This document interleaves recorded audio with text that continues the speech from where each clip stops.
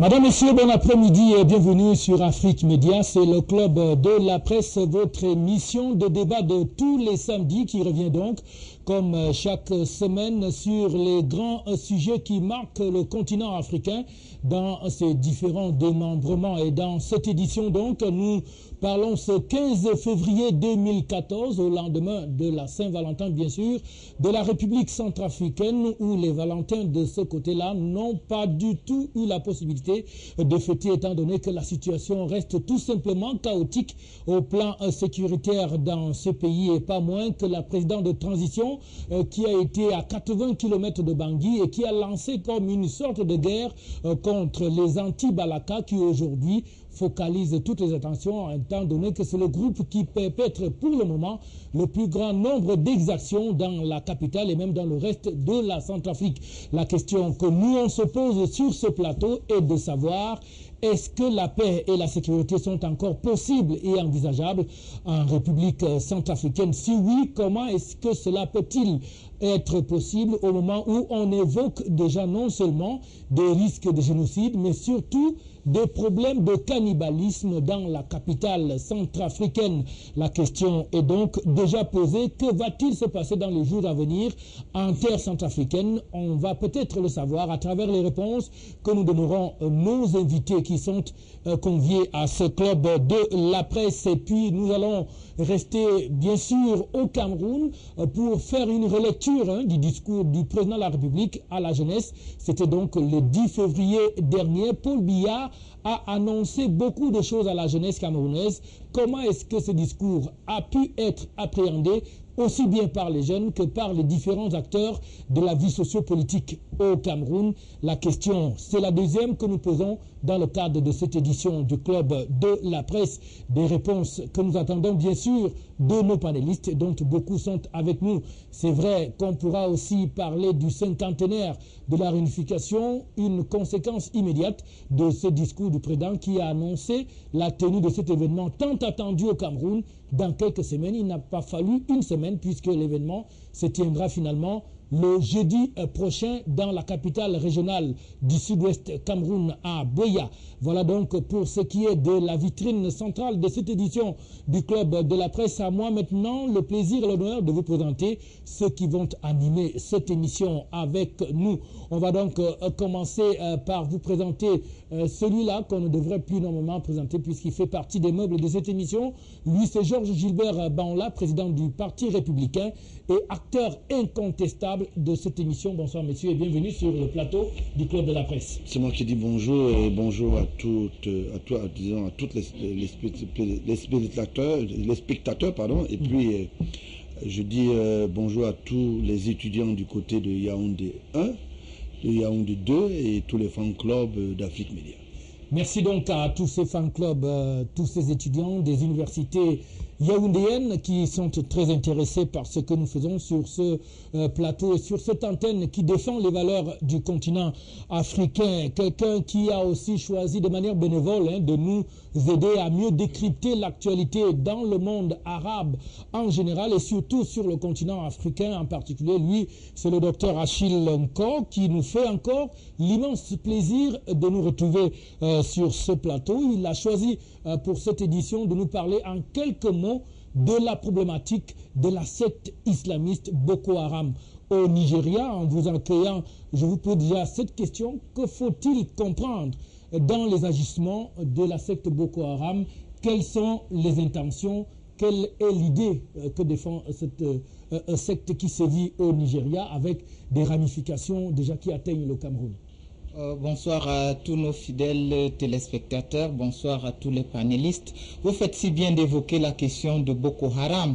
Il faut savoir en fait que Boko Haram, qui est un organisme terroriste ou une organisation terroriste, répond, n'est-ce pas, au contexte socio-politico et même économique du Nigeria. Ça veut dire qu'il a été conçu uniquement pour agir au Nigeria et non pas pour agir ailleurs. Mais toutefois, il peut étendre ses ramifications ailleurs, comme ça d'ailleurs était le cas au nord du Cameroun avec ces enlèvements que le Cameroun connaît de la part de la secte Boko Haram.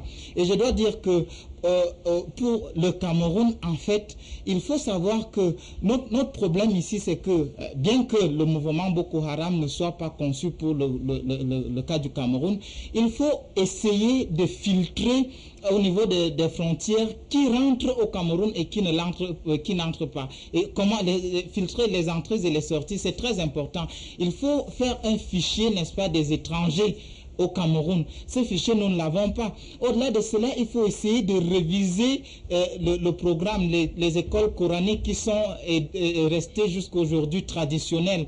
Et il faut savoir que Boko Haram, en fait, n'est-ce pas, a bénéficié d'une jeunesse qui est allée non seulement porter main forte aux djihadistes en Afghanistan, etc., etc., et peut-être au Yémen où elle a étudié. Lorsqu'elle revient, non seulement elle n'a pas été intégrée, mais surtout aussi elle a gardé cette tradition, ce dogme, cette doctrine qui fait d'elle, n'est-ce pas, une force ou une organisation, comment dirais-je, terroriste. Et c'est une organisation, en fait, qui vise au Nigeria l'application de la charia au nord du Nigeria. C'est-à-dire, il faut savoir que la charia même est déjà appliquée au nord du Nigeria. Mais c'est une secte qui n'est pas, qui ne prône pas les valeurs de l'islam parce que c'est une secte takfiriste. Et de plus en plus, je fais la différence entre l'islamisme et le takfirisme. Le takfirisme sort tout de suite quelqu'un de l'islam, que ce soit un musulman ou pas. C'est-à-dire, les objectifs ici, c'est, n'est-ce pas, de détruire et afin tout simplement d'atteindre un objectif, soit-il politique. Mais le plus important encore, c'est de savoir que la secte Boko Haram, ici, là, voudrait changer la manière de penser et la structure politique du Nigeria. Voilà, merci à vous, docteur Achilinko, pour ces éclairages sur la secte Boko Haram qui sévit au Nigeria. Et on parlait encore cette semaine de nombreux morts tombés donc sous les actes terroristes des adeptes de cette secte qui sévit donc chez nos grands voisins, le Nigeria. J'accueille à présent sur ce plateau un autre homme politique. Il est dans le rang de l'UFP au sommet, puisqu'il est dans le directoire en tant que vice-président de cette formation politique. Lui, c'est donc Monsieur Jules Fongang. Bienvenue sur ce plateau du Club de la Presse. Merci, Monsieur Iya, pour cette invitation. Je salue également les autres panélistes et j'adresse en particulier toutes mes salutations aux nombreux téléspectateurs d'Afrique Média et en particulier ceux qui me regardent du côté de Yabassi. Alors, une petite question. On sait que c'est peut-être la trêve politique. On n'entend pas beaucoup parler les leaders politiques ces derniers temps. Est-ce que ça veut dire que vous dormez déjà? L'ambiance est retombée complètement? Je pense que dire qu'il y a trêve serait inapproprié. Parce que, voyez-vous, en tant que formation politique qui a à cœur, n'est-ce pas, la transformation de la société, qui a à cœur, n'est-ce pas, une meilleure existence de la part des Camerounais, on ne saurait avoir de trêve si cet objectif n'a pas été atteint. Néanmoins, il faut quand même reconnaître qu'il y a des séquences d'activités, n'est-ce pas, dans la vie d'une formation politique. La période électorale est une période, n'est-ce pas, où l'activité politique a son paroxysme. Mais maintenant, après la phase électorale, l'activité politique ne s'arrête pas, mais simplement, elle évolue avec moins d'intensité. Je voudrais également préciser qu'en ce qui nous concerne, nous sommes sur le terrain tous les jours et en ce moment où je vous parle, nous sommes en train de poursuivre des activités de formation de nos cadres politiques parce que, voyez-vous, un parti politique se doit aussi de former ses cadres et nous formons nos cadres pour pouvoir ainsi mieux faire face aux défis à venir. Et la mairie dont vous avez hérité, elle se porte bien?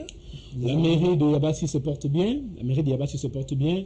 La transformation, n'est-ce pas, à laquelle nous appelons de tous nos voeux, est à l'œuvre du côté de Yabassi.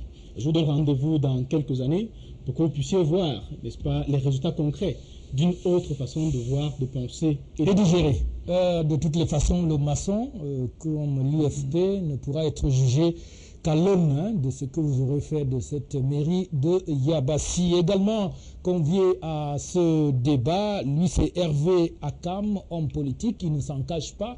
Il est dans les rangs du RDPC, le parti proche du pouvoir au Cameroun. Il est surtout dans sa spécialité historien des mentalités, un concept scientifique qui vous a été longuement expliqué. Hervé, j'ai l'honneur de vous accueillir une fois de plus. Tout en vous, je ne sais pas si je vous taquine un peu, on va rester un peu dans le sport. Vous savez que ce jour se court du côté de Boya, la course de l'espoir, l'ascension du Mont Cameroun.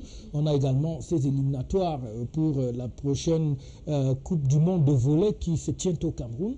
Le Cameroun qui s'est fait battre hier par le Rwanda, 3-7 à 1. Vous suivez cette actualité en vous souhaitant la bienvenue. Comment est-ce que vous appréhendez ces activités sportives? Merci de m'avoir invité. Et je dis bonjour aussi, j'en profite aussi pour dire bonjour à tous les panélistes.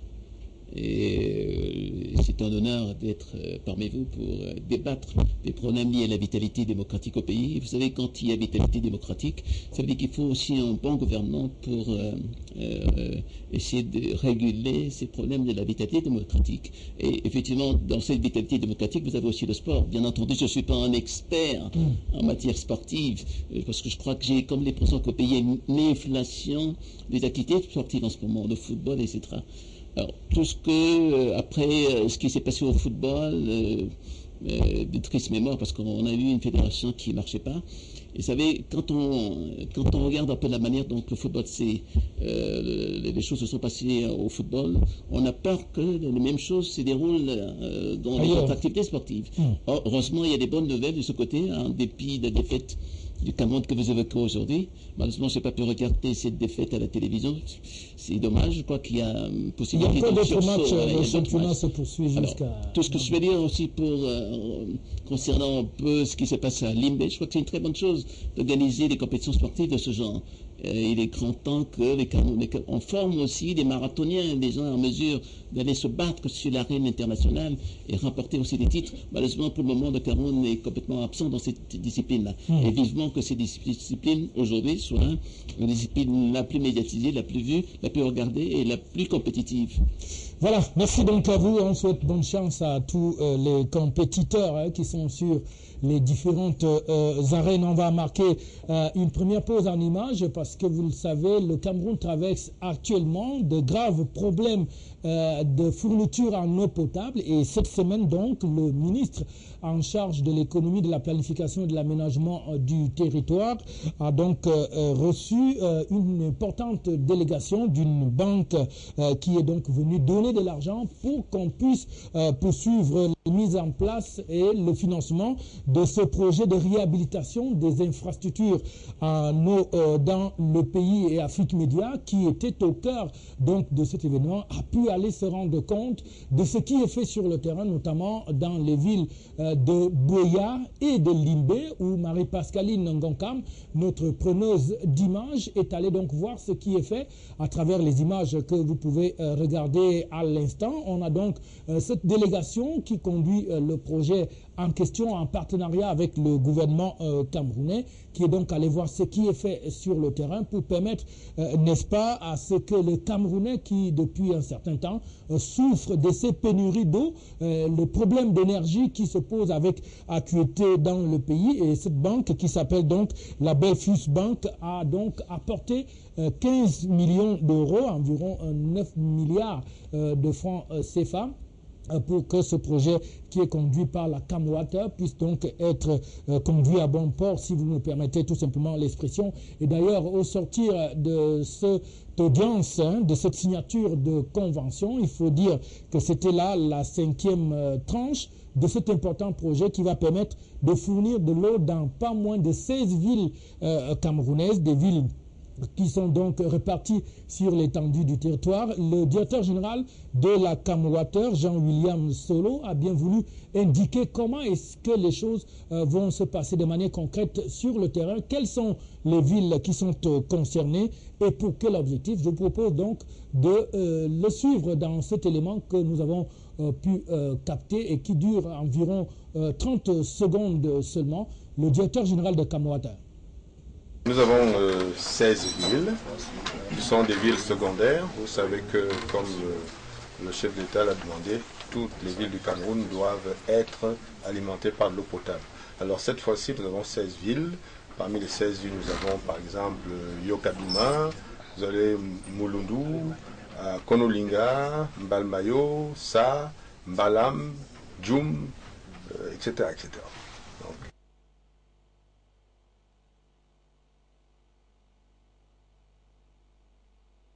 c'est donc là Jean-William Solo, le directeur général de Kamurata, qui donnait des précisions sur ce qui va se passer dans le cadre donc de l'implémentation de cet important projet qui tient à cœur les autorités camerounaises qui voulaient juguler de manière définitive donc cette question de pénurie en eau dans le pays. On va donc revenir maintenant à nos moutons, comme qui dirait, pour parler du premier thème qui nous intéresse véritablement dans cette édition du Club de la Presse. Je vous l'ai dit, ça ne va plus, ou alors ça n'a jamais été le cas en République centrafricaine.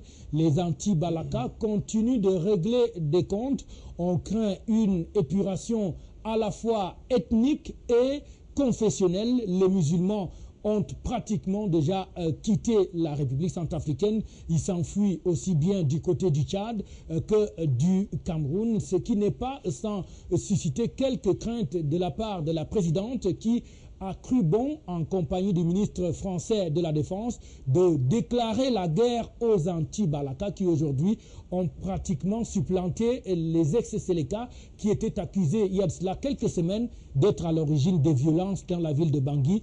Voici que, après l'élection de la nouvelle présidente de transition, des parlementaires sont tués au vu et au su de tout le monde. Des musulmans continuent d'être massacrés au point où des pays comme le Cameroun ont dû relancer même le pont aérien pour rapatrier ceux des compatriotes qui se trouvaient encore dans le boulier centrafricain. La question aujourd'hui est de savoir est-ce que la paix peut encore être possible en République centrafricaine ou c'est un pays qui est voué à disparaître du fait donc de ces exactions. On parle pourtant de près de 6000 hommes du côté de la terre centrafricaine, des militaires.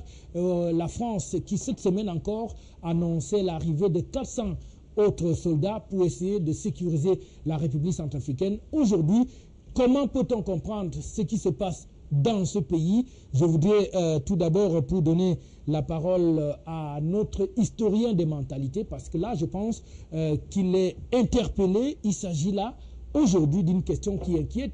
Certains évoquent même, dans la ville de Bangui, des cas de cannibalisme où des cadavres sont passés au feu et puis consommés. Est-ce que ce degré de violence-là n'est pas pour indiquer que la cause centrafricaine est définitivement perdue? Je crois que c'est une affaire, malheureusement, qui commence à... On commence à trouver un peu beaucoup de lassitude dans cette affaire centrafricaine, dans la mesure où on a essayé de trouver des solutions en mesure d'apporter la paix et la sérénité dans ce pays. Alors, moi, je me rappelle une boutade de M. Gates lorsque l'Amérique envahit l'Irak. Il dit, voilà, on vous apporte la démocratie, mais la démocratie, c'est aussi la pagaille. Alors, donc, il y a une pagaille telle qu'aujourd'hui, on se demande dans quelle mesure ces gens vont prendre conscience qu'il faut effectivement commencer à réaliser une sorte de paix. Même si c'est un simulacre de paix, un simulacre de sérénité. Et là, j'ai comme l'impression que, pour le moment, les acteurs, même politiques, n'arrivent pas à prendre conscience. Et justement, on n'en prend pas conscience parce que l'État a complètement disparu dans ce pays. L'État n'a plus de visage. Généralement, c'est bien que l'État ait un visage à travers les activités. On parlait tout à l'heure des activités. Les activités politiques, c'est quoi? C'est ce qui permet effectivement à un État effectivement d'avoir une cohérence. Mais là, du tout, il n'y a ni cohérence, ni État. Et la femme dont on disait tant de bien il y a quelques jours, il y a peut-être pratiquement des semaines, est pratiquement impuissante à relever des défis. Alors, est-ce qu'il faut dans ce pays un homme providentiel? Est-ce qu'il faut quelqu'un qui essaie de rétablir la démocratie par la terreur, parce que c'est aussi ça, parce que la terreur, quand vous regardez un peu la Révolution française, elle est consubstantielle à ces problèmes de démocratie-là. Parce que si vous voulez la démocratie, il y a des moments où il faut passer par la terreur. C'est indispensable pour arriver finalement à cette démocratie-là. Et donc je crois qu'il y a une étape de terreur qu'il faut pratiquement utiliser par des conventions judiciaires. J'apprenais l'autre jour qu'il y avait un monsieur de la Séléka, je crois, qui avait été arrêté à Douala et qu'on a relâché complètement, alors qu'il aurait fallu à l'époque signer des conventions judiciaires avec le Cameroun pour arrêter tous ces gens, effectivement, qui perpétraient des crimes dans ce pays. Alors, nous, je crois qu'on est dans une sorte de lassitude qui fait en sorte que les gens en profitent parce qu'il y a une famine qui s'établit, il y a une misère. Parce que quand on regarde un peu les souffrances dans Bangui aujourd'hui, les gens n'arrivent on ne mange plus. L'économie ne tourne pas. L'économie ne tourne plus. Et puis tout ce qui reste, c'est effectivement se retourner vers ces bonheurs instinctuels, parce que c'est l'instinct maintenant qui guide, c'est la survie, il y a un problème de survie. Et effectivement, on a vu dans une société où, effectivement, quand on se fiait à son instinct, effectivement, tout ce qui se trouvait en son passage, effectivement, était considéré comme des choses tout à fait normales. Même si c'est interdit par la morale publique, même si c'est interdit par la vision de droits de l'homme qu'on a aujourd'hui.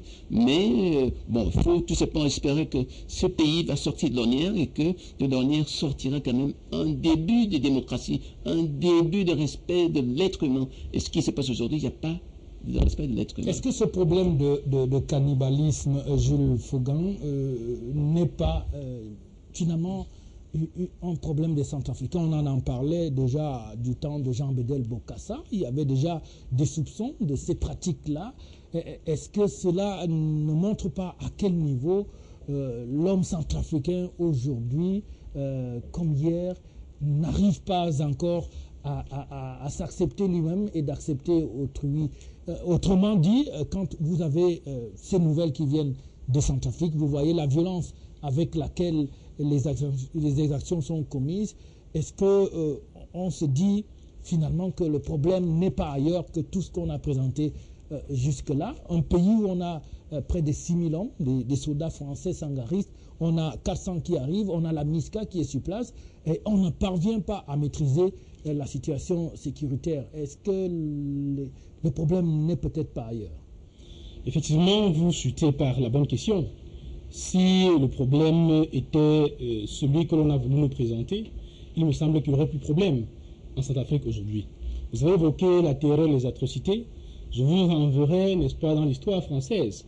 Après la victoire, n'est-ce pas, de Gaulle et des siens pendant la Seconde Guerre mondiale, regardez dans les années, n'est-ce pas, 1946, comment est-ce que les Français se comportaient les uns à l'égard des autres. Donc nous pensons que même si au fond ce qui se passe en Centrafrique est totalement et profondément ignoble et qu'il ne faut soutenir, il ne faudrait pas pour autant que l'on puisse couvrir tous les Centrafricains d'une épithète, n'est-ce pas, de cannibaliste ou alors d'une épithète d'inhumain. Je pense que par rapport aux éléments qui ont conduit à cette situation, c'était prévisible. Aujourd'hui, on se plaît à accuser les Centrafricains de se tuer les uns les autres. Mais il me semble qu'on oublie très rapidement qu'au-delà de cette situation conjoncturelle, il y a eu des causes profondes, des causes structurelles qui ne pouvaient qu'aboutir à ce résultat. De 1959, où le père de l'indépendance a été assassiné précisément le 29 mars, à aujourd'hui, la Centrafrique a presque toujours vécu sous l'emprise des services de renseignement français qui ont, n'est-ce pas, fait vaciller les dirigeants au gré de leurs intérêts. Et aujourd'hui, on voit une fois de plus qu'en sous-bassement, n'est-ce pas, les véritables causes de la crise centrafricaine, une fois de plus, sont liées aux intérêts, sont liées aux immenses richesses diamantifères et pétrolières de la Centrafrique. Monsieur Mbozizé a dirigé ce pays pendant quelques années. Il a fallu, n'est-ce pas, qu'il pointe du doigt la question du pétrole, la question de la répartition, n'est-ce pas, de prix de vente du pétrole avec la France pour que subitement ces problèmes arrivent. Il a fallu que M. Mbozizé passe le diamant centrafricain sous l'exploitation sud-africaine pour que ce qui sont malheurs puisse véritablement naître. Donc nous pensons que véritablement il est important que nos dirigeants puissent comprendre que tant qu'on n'a pas mis en avant les intérêts essentiels de sa population, tant qu'on ne prend pas en compte la souffrance et la misère des uns et des autres, on ne peut que se retrouver, n'est-ce pas, dans la situation dans laquelle se sont retrouvés les dirigeants centrafricains les uns après les autres. Et en ce qui nous concerne, nous Camerounais, nous devons comprendre que la Centrafrique nous parle aujourd'hui. Tout comme le Mali nous a parlé hier, tout comme la Côte d'Ivoire également nous a parlé. Il est véritablement vital pour ceux qui nous dirigent de prendre conscience de ce qu'il n'y a pas plus grande ennemi d'un peuple que l'injustice sociale. Aujourd'hui, on se rend bien compte qu'en Centrafrique, la parole politique a perdu de crédibilité. Madame Samba Panza a beau faire des déclarations, mais cela n'a plus prise sur la population. Et on comprend que pendant longtemps, les hommes politiques, n'est-ce pas, n'ont pas, entre guillemets, valorisé la parole politique. Et la parole politique a perdu de sa valeur, a perdu de son pouvoir impératif. Et aujourd'hui, on ne peut que regretter ce qui se passe. Mais nous pensons également que la Centrafrique doit se relever avec l'aide, n'est-ce pas, de tous les Africains, avec l'aide de tous les amis, n'est-ce pas, de ce pays. La Centrafrique doit impérativement se relever. Et c'est le vœu que nous formulons, nous, Camerounais, et plus particulièrement nous à l'EFP. Ok, merci pour cette lecture.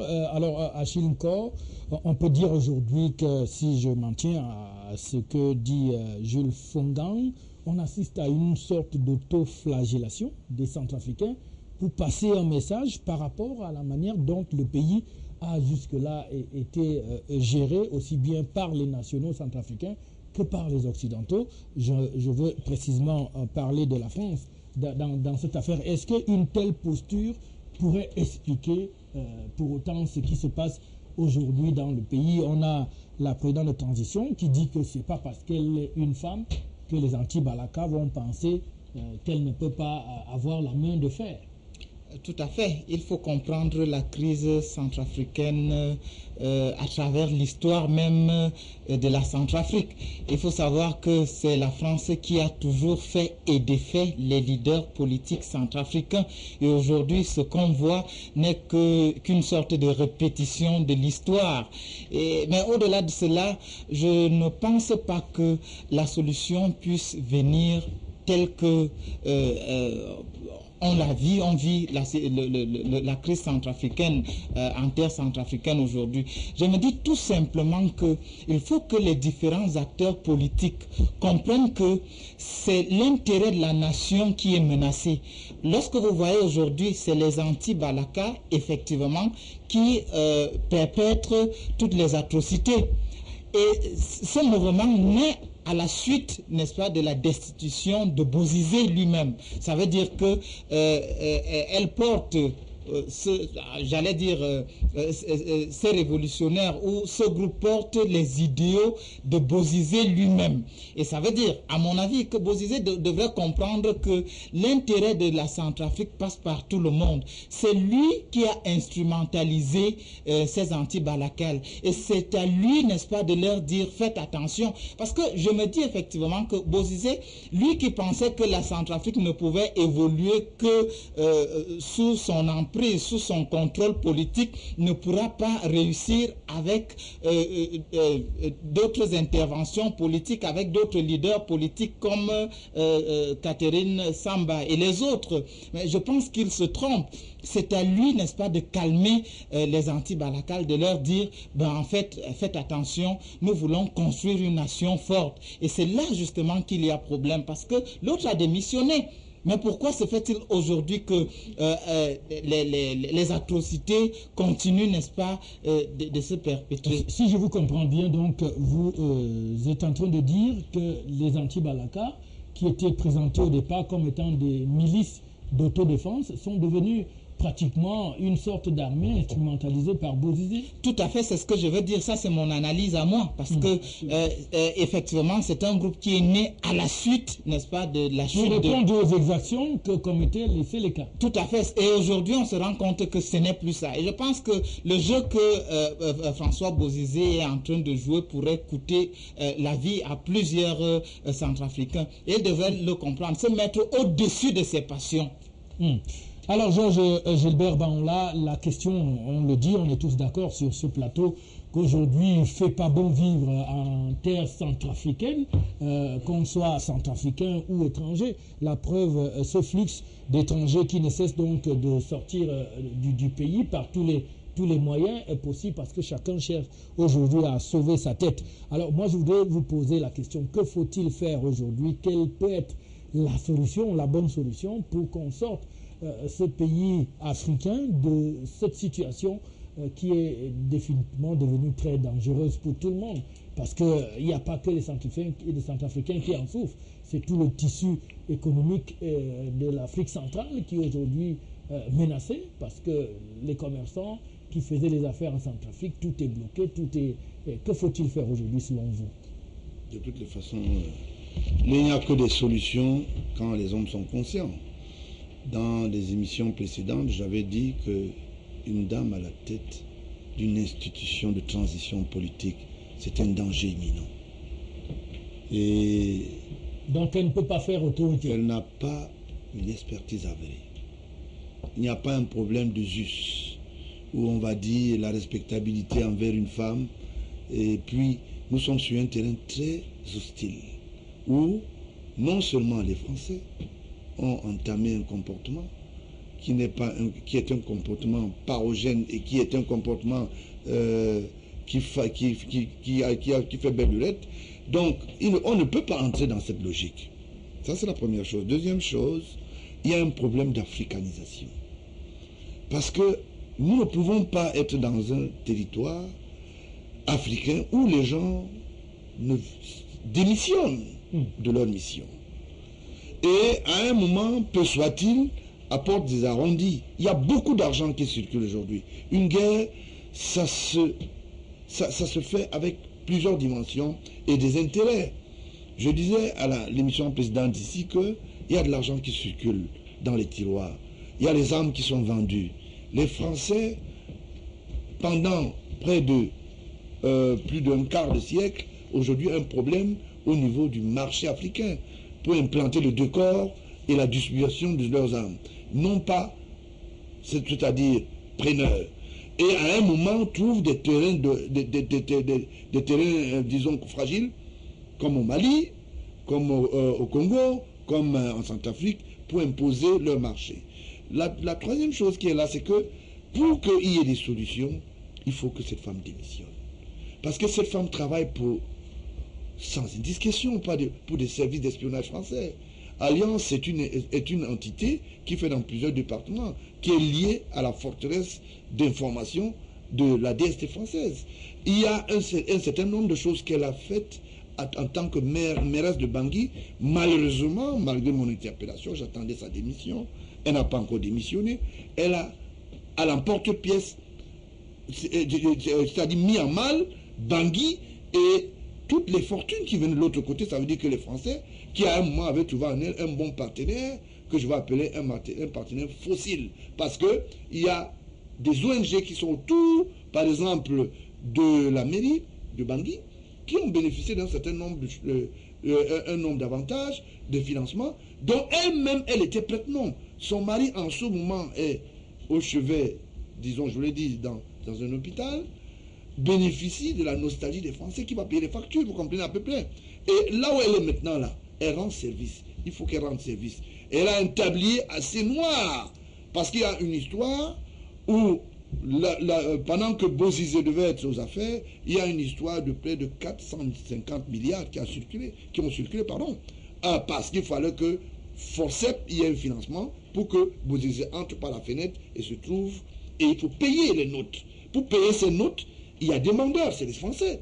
Donc ça fait que Bozizé qui est rentré maintenant, et qui se retrouve avec son fils du côté de Bois, parce que son fils est entré avec un certain nombre d'armes qui sont passées par Douala, avec des complicités, en entend par l'Est du Cameroun, il va falloir que les gens l'assument.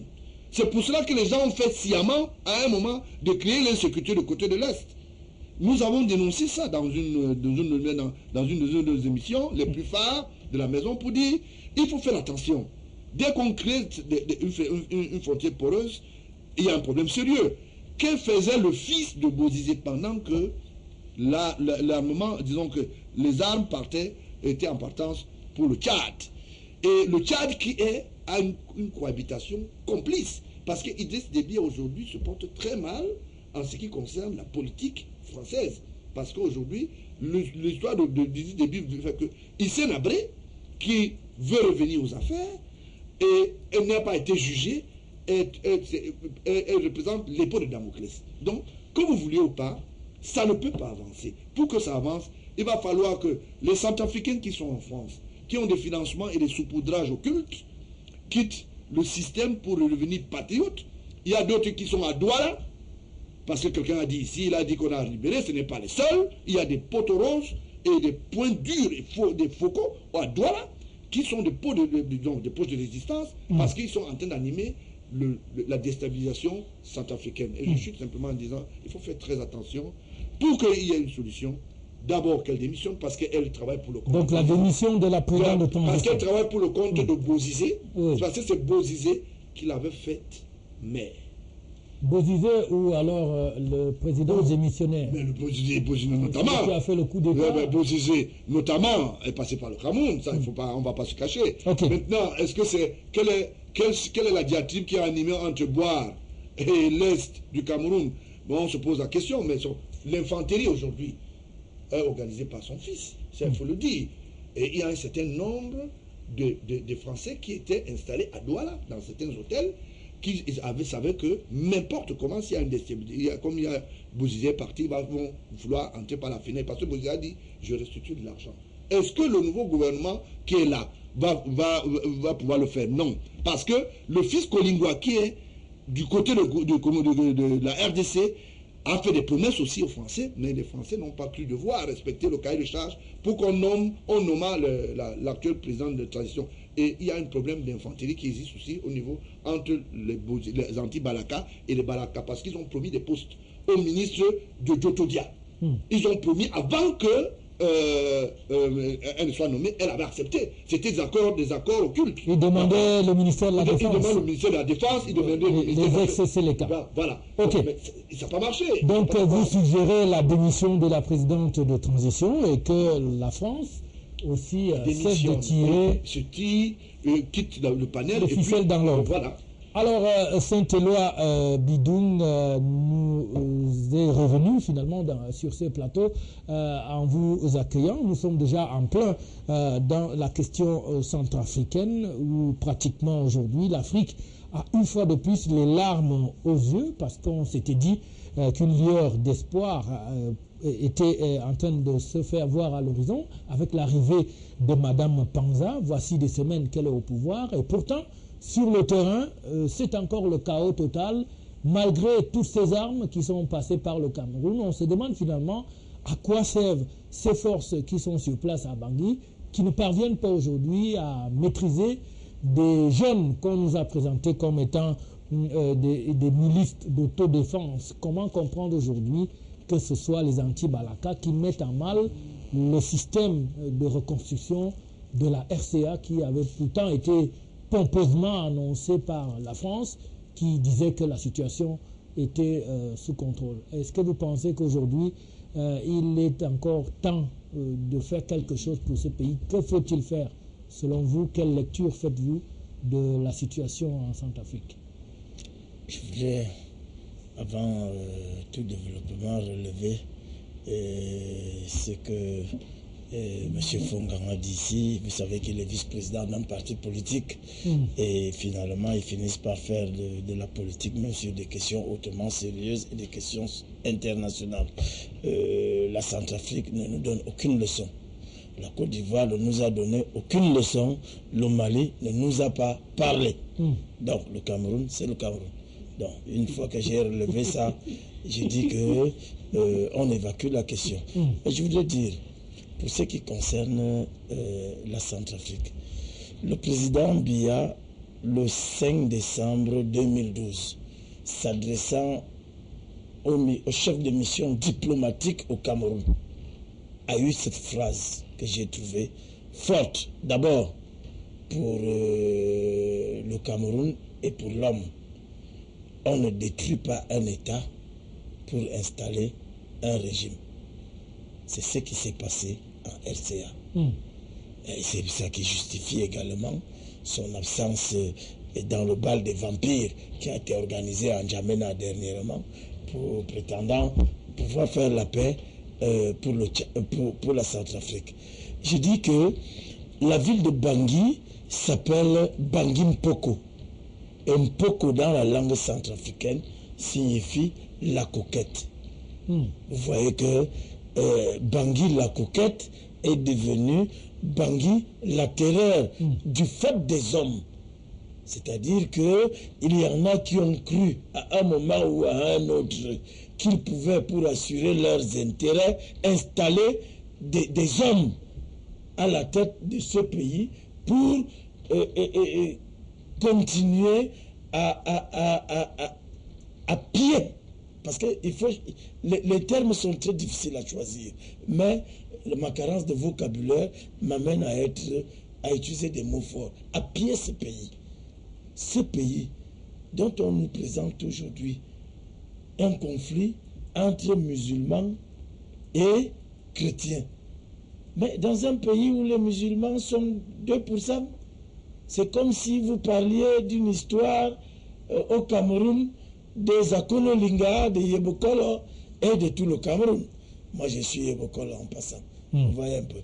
Donc, je voudrais dire que les problèmes de la Centrafrique aujourd'hui, les contingents de la mort qui circulent aujourd'hui en plein Bangui, qui était Bangui la coquette, ont été savamment pensés et savamment orchestrés. Et les responsables, nous les connaissons. Et il faut tout simplement appeler la communauté internationale, et la France en particulier, vraiment n'en déplaise, à avoir la pédale douce. Parce que c'est des hommes qui meurent. C'est des familles entières qui sont disloquées.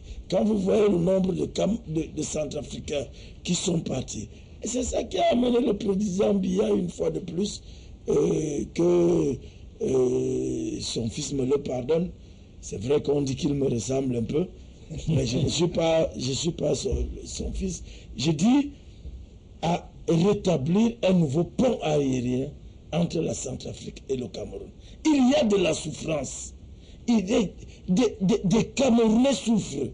Des Camerounais ont besoin de développer l'instinct de survie pour arriver à l'aéroport de Bangui Mpoko. Une fois de plus, même l'aéroport s'appelait La Coquette.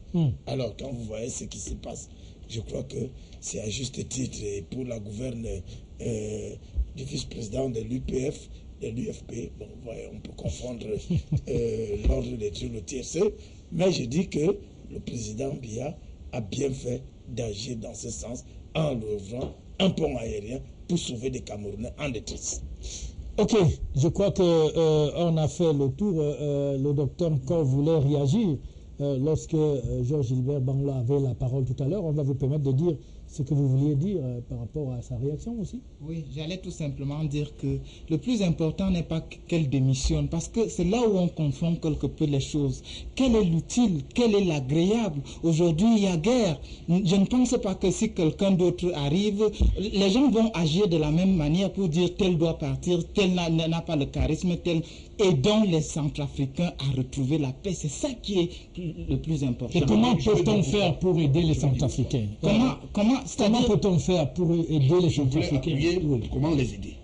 Pour les aider, comment elle a été, comment elle a été adoptée. C'est pas passé par les voies de l'une. Les Centrafricains sont assis, ils ont dit, nous voulons quelqu'un qui peut assurer la transition. Et il était question qu'on mettait un mi bémol en disant, voilà, il faut choisir une personne qui connaît les couloirs français et les couloirs centrafricains. Et il était question que ce soit le fils de Kolimba. Ça a été négocié en RDC. Et elle était dans cette négociation. Quand ils sont venus, le fils de Kolimba a été d'accord qu'au premier tour, parce qu'il y a eu deux tours. Le premier tour, ils se sont mis ensemble. D'accord? Et au deuxième tour, elle s'est détachée. Vous comprenez à peu près? Il faut quand même que les gens soient sérieux. Mais il y a quand même eu vote. Bon, il y a eu vote. Attendez, c'est un vote organisé parce qu'il y a des choses. Avant qu'il y ait vote, les gens ont sollicité un certain nombre de postes. Vous avez un certain nombre de postes parmi lesquels le ministère de la Défense. Et c'est en ce moment-là qu'on a estimé qu'un coup de fil bizarre est venu du côté de Paris, leur disant que si vous donnez le ministère de la Défense, ça veut dire que vous n'allez pas nous permettre de continuer à marcher sur l'économie. Et il va se poser des problèmes et ils ne font pas confiance. C'est en ce moment-là que, quand il y a eu ce problème-là, que comment vous appelez, les gars de la CDK, les anti-Balaka, se sont mis encore sur le terrain de la continuité des combats. C'est ça la réalité. Et pour trouver la solution, c'est quoi? Il était question ici, parce que voilà ce qui a été dit. On a dit que le Cameroun supportait la candidature de Panza. Je m'inscris en faux. Paul Biya n'a jamais donné sa voix pour ça. Et c'est pour ça qu'on a un moment voulu connecter. Oui, elle est une fille, elle a des acquaintances avec les Camerounais. Qu'est-ce que ça a à voir avec la transition? C'est pour cela que quand le vote est allé, on a dit non. Vous savez, le leader Cameroun africain aujourd'hui, c'est le président Biya. Il faut savoir que quand il dit oui, qui? Qu'on me donne le nom de la personne qui avait eu la mission, ou bien charge d'aller dire que voter Panza. Et il y a eu un autre problème. Les gens ont dit qu'elle est camerounaise. Alors, je continue à dire, je suis elle est camerounaise. Je continue à mettre ça hypothéqué. Elle a dit, hein? Elle a dit qu'elle est camerounaise. Maintenant, elle est née de père camerounais. Il faut que ça soit démontré de quelle région. Et elle est née de Tchad. Voilà. Si elle est de Temengue, si elle est de Douala, docteur, je suis très rapidement parce que ce qui nous intéresse, c'est effectivement qu'on aide le peuple centrafricain à vivre la paix. Et comment? À travers un dialogue. Il faut aider à travers, il faut renforcer la sécurité. Mais maintenant, si on se met à dire, ben, tel n'est pas ceci, tel ne peut pas cela, ça ne va pas nous faire avancer. Monsieur, la science politique, ça s'enseigne. Voilà. C'est celui qui gagne la guerre qui organise la paix. La paix, c'est ça. Ceux qui ont organisé la guerre en Centrafrique, nous les connaissons. Voilà. À eux d'organiser la paix. C'est tout. Et ce ne sont pas des enfants. Est-ce que Saint-Éloi, vous voulez dire par là que les origines camerounaises, entre guillemets, d'après vous, de Mme Samba, pourraient poser problème aux Centrafricains et que ça peut être la raison pour laquelle aujourd'hui les anti-Balaka ne veulent pas déposer les armes? Il y a deux choses, Monsieur Eya. Si vous me posez la question à Saint-Éloi Bidou, citoyen camerounais, je dis que ça pose un sérieux problème. Parce que je ne suis pas de ceux qui seront prêts à accepter que dans cette république, que quelqu'un déclare de notoriété publique qu'il n'est pas camerounais et qu'il soit en train de nous gérer. Ça pose un problème. C'est pas plus normal. Bon, maintenant, à une autre dimension, je comprends que le souci des Nations Unies aujourd'hui, c'est privilégier les aspects genre. C'est vrai qu'on a vu des aspects genre entre homosexuels et autres, le droit de l'homme et autres. Au niveau de ces aspects-là, que Mme Samba Panza est parue comme la personne la mieux indiquée pour pouvoir ramener la paix dans ce pays. Parce que être d'abord mère, c'est-à-dire avec accent grave, hein, elle a des enfants, et être mère avec AI, c'est-à-dire une mère-mère. Magistrat municipal. Voilà. Comme vous d'ailleurs. Merci. Non, je vous en prie, c'est l'étiquette. Je la mettrai de côté pour l'instant. Mais je dis que, vu comme ça, les gens ne se sont pas trompés. Elle pourrait effectivement apporter quelque chose. À condition que les Centrafricains et ceux qui ont organisé cette charcuterie en Centrafrique, ça c'est sur la table pour être d'accord. Voilà, M. Fongan, pour sortir cette question qui vient de M. Dago depuis la Côte d'Ivoire, il pose la question de savoir pourquoi le Cameroun a laissé passer les armes qui font des ravages aujourd'hui en Centrafrique. Bien, je le saurais répondre à cette question. Ceux qui ont affirmé que le Cameroun a laissé passer les armes, que ces armes en Centrafrique, ces personnes sont libres, n'est-ce pas, de répondre à ces affirmations, d'appartenir à ces affirmations. Mais en ce qui me concerne plus particulièrement, ce qu'il est important de noter ici, c'est que ce soit Samba Panza ou le fils de Kolimba ou toute autre personne, il me semble que nous avons en face des acteurs. Nous avons en face des acteurs qui sont au service d'un certain nombre d'intérêts, qui sont entre guillemets les bras agissants d'un certain nombre de forces pour contrôler un certain nombre de ressources. Rappelons que la crise centrafricaine actuelle naît à partir du moment où M. Bozizé refuse, n'est-ce pas, de céder le pétrole français, le pétrole centrafricain français conformément aux accords anciens et se retourne vers la Chine, comme l'a fait le président El-Béchir, le président du Soudan. Notons que le problème de la Centrafrique, n'est-ce pas, prenne de l'ampleur à partir du moment où les Sud-Africains commencent à exploiter véritablement le diamant centrafricain. Et vous pouvez comprendre pourquoi est-ce que les Sud-Africains sont morts en Centrafrique. Nous pensons que beaucoup d'États, n'est-ce pas, notamment de la communauté internationale et de l'Occident, en crise économiquement, sont en train d'essayer, n'est-ce pas, de se réapproprier les matières premières pour relancer leur économie.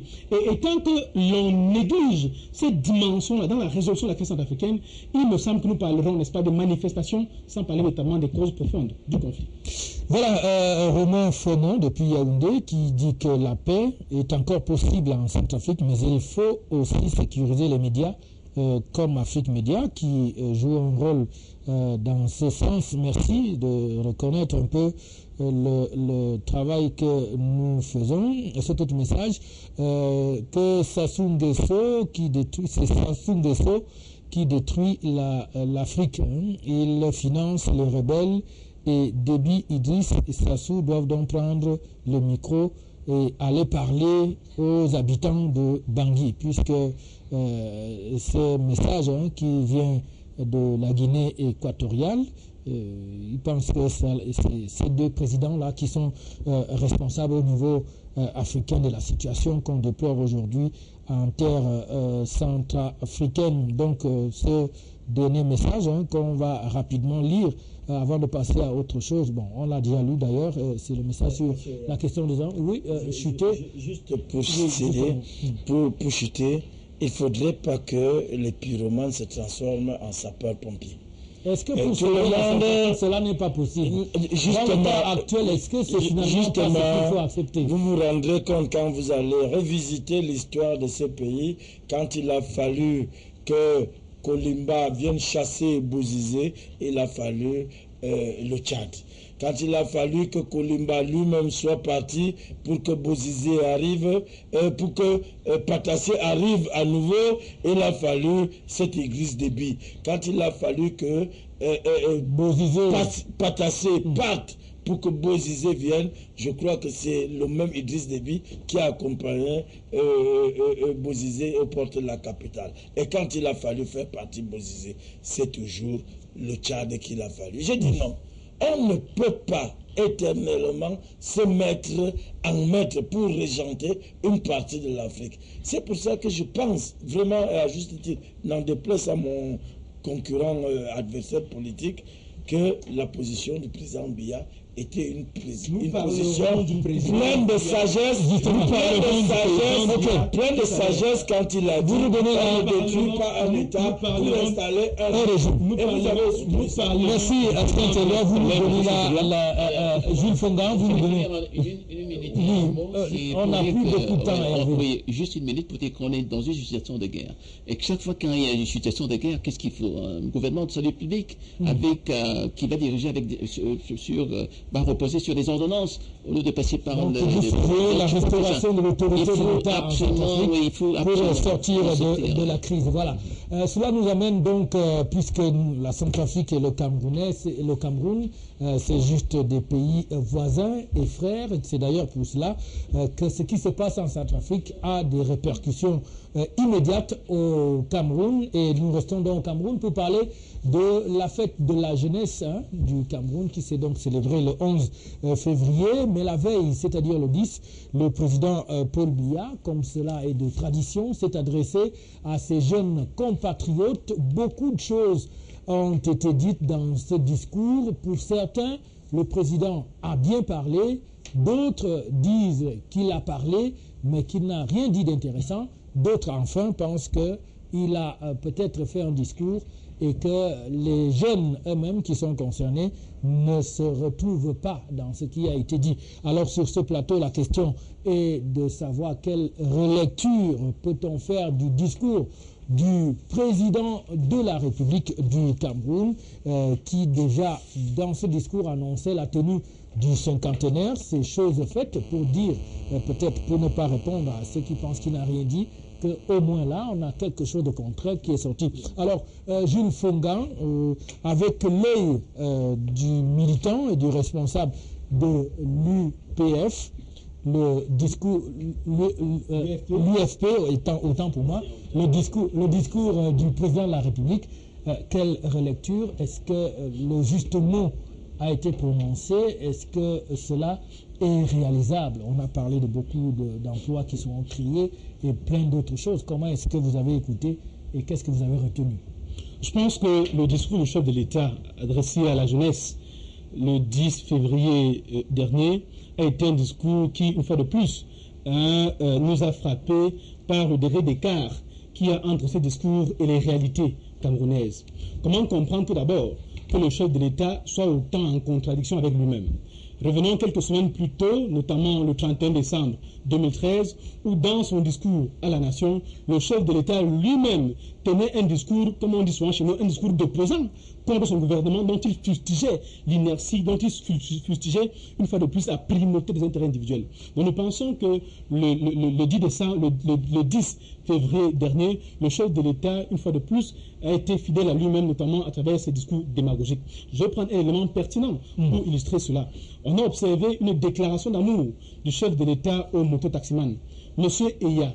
Je ne sais pas si c'est avec les mototaximans que nous allons atteindre l'émergence. Je ne sais pas si mototaxi est un emploi décent, véritablement. Je ne sais pas si mototaxi permet de faire vivre sa famille. Je ne sais pas si le mototaxi a une assurance maladie. Je ne sais pas si le mototaxi, n'est-ce pas, a une assurance en cas de décès. Donc, le chef de l'État, une fois de plus, à travers cette attitude, n'est-ce pas, ce discours, ce remix du discours qu'il a fait l'année dernière, sans que rien ne se soit passé entre-temps, une fois de plus, est passé à côté des préoccupations pertinentes et sérieuses des Camerounais. Si les mototaxis sont si importants, pourquoi est-ce que le chef de l'État n'envoie pas ses propres enfants, que ceux qui nous gouvernent n'envoient pas leurs propres enfants aller faire les mototaxis? Nous pensons que l'ampleur, n'est-ce pas, des problèmes de la jeunesse camerounaise mériterait une plus grande considération que ce qui a été servi jusqu'à présent. Nous pensons également que sur la question de l'emploi particulièrement, les solutions qui ont été proposées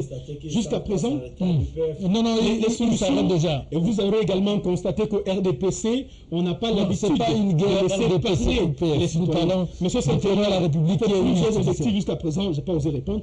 Donc, je vais passer là-dessus et dire très simplement et très sereinement aujourd'hui, les jeunes du Cameroun sont véritablement déçus par l'attitude de ceux qui nous dirigent. Le chef de l'État, n'est-ce pas, au-delà de ses discours, ne concrétise pas son soi-disant amour pour la jeunesse. Pour preuve, lors de la présentation des vœux, le chef de l'État a reçu tout le monde, mais il n'a reçu aucun représentant des jeunes, alors que le Conseil national de la jeunesse venait d'être mis sur pied, alors que plusieurs autres institutions qu'il a lui-même créées pour les jeunes étaient présentes. Voilà la place qu'il accorde aux jeunes. Voilà, le jeu est donc lancé, l'analyse du président du parti UFP, j'en viens finalement, est donc clair. Le discours du 10 février était tout sauf un discours pour la jeunesse, c'était un discours démagogique. Alors, Saint-Éloi Abidou ou alors Hervé Akam, vous qui êtes non seulement citoyen, mais militant du parti dont le président Biya est le principal responsable, une analyse comme celle-là, il est évident que vous ne pouvez pas la partager. Que pensez-vous de ce qui a été dit aux jeunes le 10? Oui, moi j'ai trouvé déjà des discours, pour remonter un peu en arrière, le discours du 31, qui était un discours un peu défensif. Pas un discours d'opposant, comme le disait. Non, pas du tout. Je crois que c'était plutôt. Je crois qu'il y a une confusion un peu des termes. Alors, je crois que c'était un discours un peu défensif, dans la mesure où le président dressait un peu les difficultés, les dysfonctionnements qu'il y a dans l'administration aujourd'hui. Parce qu'effectivement, il s'est rendu compte qu'il y avait une sorte de crise de l'efficacité de l'État. Et donc, il a voulu effectivement égrener un peu, point par point, là où il y avait des dysfonctionnements. Et puis, je crois que ce discours des jeunes a été un discours assez offensif. Je crois que ce qui montre quand même que le chef d'État il a pris conscience du fait qu'il fallait, il fallait aussi être offensif sur certains domaines en proposant aussi des nouveaux emplois, des emplois aux gens. Alors, ce qui est intéressant, c'est pas au niveau des chiffres, parce que là, on pourra discuter des années entières, hein, voir...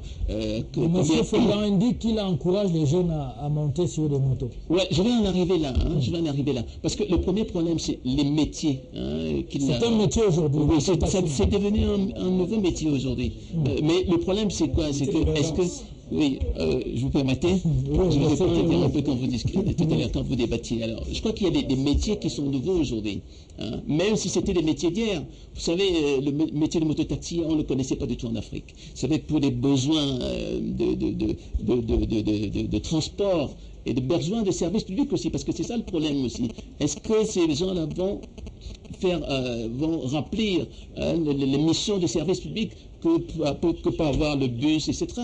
Et c'est possible. C'est dans ces conditions-là qu'il faut maintenant trouver un statut, une convergence qui permette à ces gens-là de remplir les besoins des services publics. Et ça, à mon avis, c'est l'idée majeure qui peut effectivement sous-tendre un peu la proposition parce que j'ai lu l'interview de M.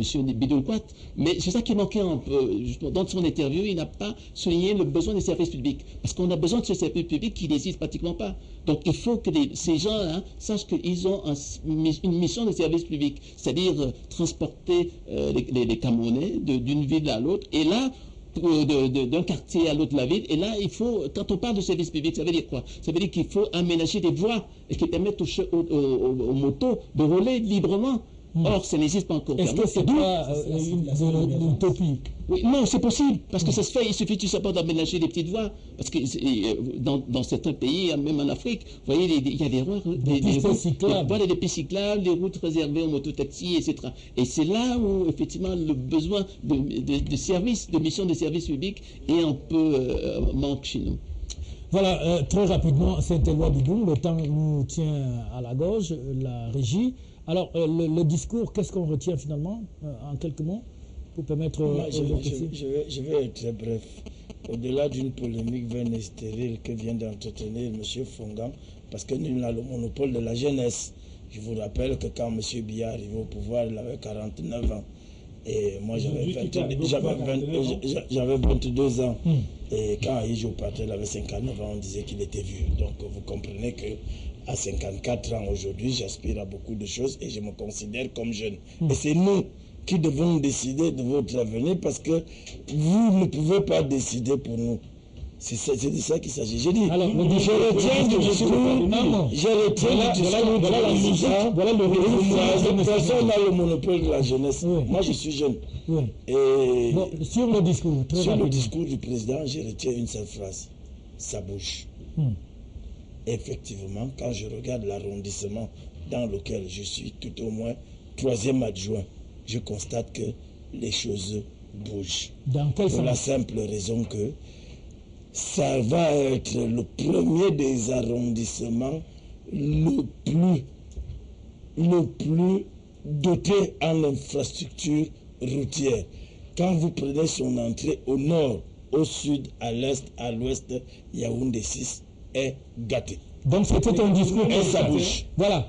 Alors, docteur Achille-Nko, vous avez suivi également ce discours en un mot. Qu'est-ce qu'on peut dire? On a suivi les uns les autres. Le débat est vif entre ceux qui pensent que le président a dit des choses qu'il fait et d'autres qui disent qu'il a dit des choses qu'il ne fait pas. Je pense que les deux ont raison, que ce soit l'un ou l'autre. Toutes les positions sont valables parce que dans un premier temps, le chef de l'État fait énormément pour le Cameroun. On voit ces chantiers ça et là à travers le Cameroun. Ça veut dire que les choses bougent. Même si lui-même a dit le contraire lors de son discours du 31, il s'interrogeait effectivement. Mais toutefois, ce qui fait problème ici, c'est le manque de communication, parce que le gouvernement actuel ne communique pas sur ses actions. Et on a l'impression qu'il y a une nette inégalité, que ce soit dans la distribution de certaines ressources ou même, je dirais, beaucoup plus au niveau de l'emploi, parce que il y a de l'emploi qui, c'est possible, mais je vous assure que ça se fait en catimini, tout se passe en catimini. On ne communique pas, on n'éduque pas, le développement passe aussi par là. Alors, Georges-Hubert Bangla, discours, et finalement, le cinquantenaire a été annoncé et il va se tenir jeudi prochain à Buea. Est-ce que là, ce n'est pas du concret? Le chef d'État s'est même trompé là-dessus. Il a dit dans quelques semaines. Monsieur Fongon, monsieur Bangla a la parole. Là, c'est simplement, il voulait gagner tout mon temps. Je voulais simplement dire que oui, c'est du concret, mais je pense qu'il va falloir interpeller les responsabilités. Parce que ce n'est pas de gaieté de cœur qu'un Camerounais qui est en Allemagne, qui va assister à un événementiel pareil, prenne un avion en 2 jours. C'est impossible. Ça veut dire qu'il y a de la végétation au niveau du comité de gestion. Il y a une démission délibérée en ce qui concerne. Voilà. S'il vous plaît, s'il vous plaît. Oui, laissez-le chuter. J'en parle. Et je suis sûr que le gouverneur actuel, qui doit reprendre de beaucoup d'ardoise, parce qu'il nous a laissé un SDF très sémentiel du côté de Douala, avec quelques forages qui sont portés disparus, 12 et 241 millions portés disparus, 12 salles de classe qui ne sont jamais sorties de terre.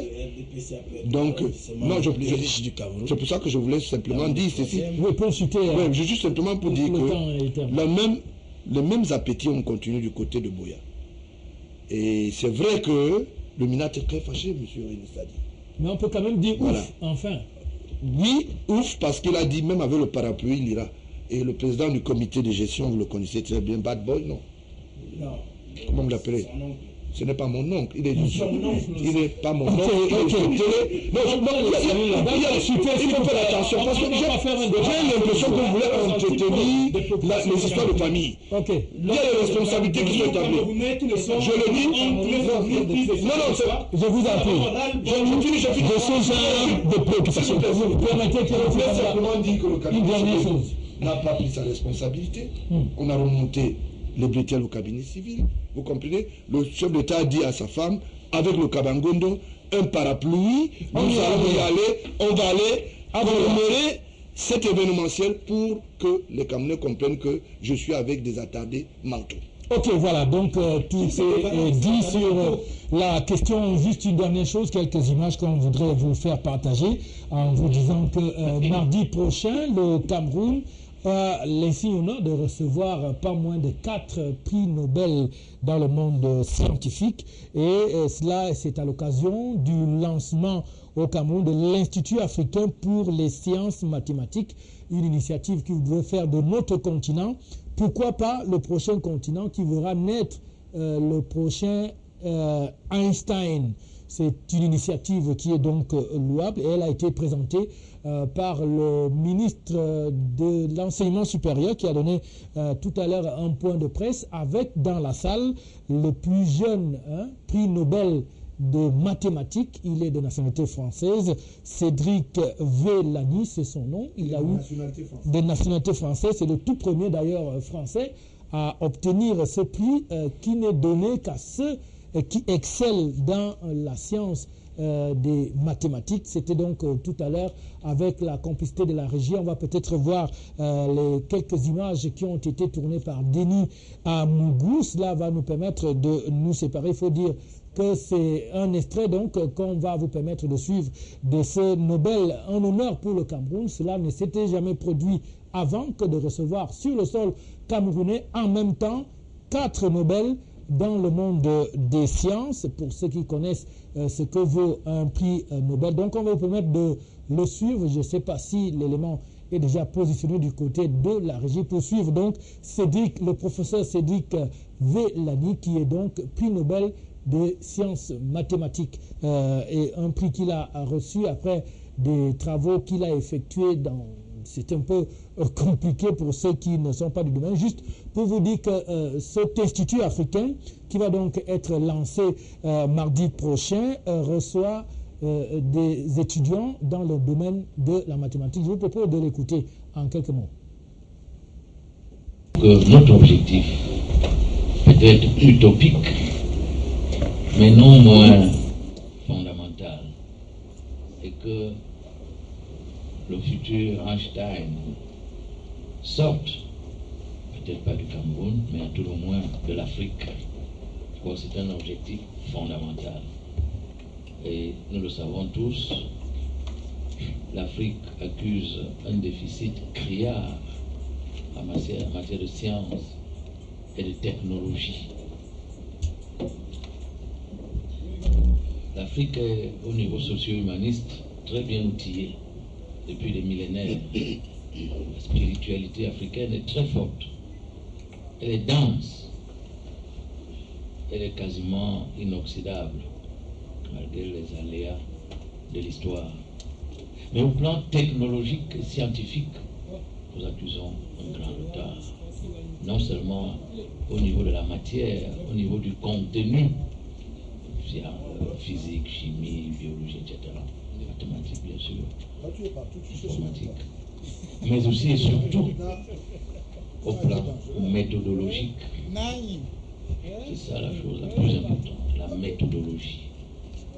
Car aujourd'hui, les sciences mathématiques irradient toutes les disciplines socio-humanistes, lettres, philosophie, histoire, sociologie, psychologie, droit, sciences, etc. Toutes basées sur la quantification mathématique. On peut plus faire des études littéraires aujourd'hui sans faire de la statistique lexicographique, par exemple. Un tel roman, ce mot devient combien de fois? Et il est associé à quelle idée? Est-ce qu'il intervient au début, au milieu, à la fin? Est-ce qu'il intervient de manière permanente? Et pourquoi intervient-il à cette place, etc. Être bref, je vais commencer par rebondir sur ce qui a été dit par mes prédécesseurs sur le rôle des sciences mathématiques et leur nature. Et commencer par citer un scientifique que tout le monde connaît, Albert Einstein, quand il disait que ce qui fait que les sciences mathématiques sont au-dessus de toutes les autres, c'est que leurs lois sont immuables et ce qui est démontré en mathématiques reste toujours vrai, alors que dans toutes les autres sciences, ce qui est démontré peut un jour changer. Évidemment, quand il disait ça, il expliquait bien, il affirmait bien qu'il y a quelque chose de particulier en mathématiques, c'est que pour faire de la mathématique, on se sert uniquement du raisonnement logique.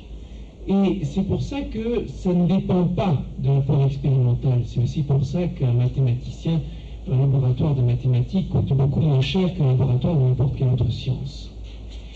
Cependant, en mathématiques comme ailleurs, les choses changent. La mathématique qui se fait aujourd'hui dans le monde n'est pas la même que celle qui se faisait il y a 10 ans, c'est pas la même que celle qui se faisait il y a 50 ans. La mathématique se renouvelle, elle est sans cesse inspirée par le monde et elle permet aussi d'agir sur le monde. Elle permet de comprendre des situations complexes, des situations qui seraient impossibles à appréhender sans cela. Dans le contexte africain, un exemple que j'ai eu l'occasion d'évoquer dans diverses conférences, ce sont les recherches... le Nobel de mathématiques, ils seront au Cameroun. Mesdames, Messieurs, on est arrivé finalement à la fin de cette émission. On vous dit merci de l'avoir regardé. Saint-Éloi Bidou, Hervé Akam, Jules Fongan, Asilinko, j'appelle ça la fièvre des nominations. Voilà. Merci donc pour toute cette attention. Restez sur Afrique Média, la télévision panafricaine. On se retrouve le week-end prochain, si Dieu le veut bien. D'ici là, portez-vous bien et l'émission est en rediffusion demain dimanche.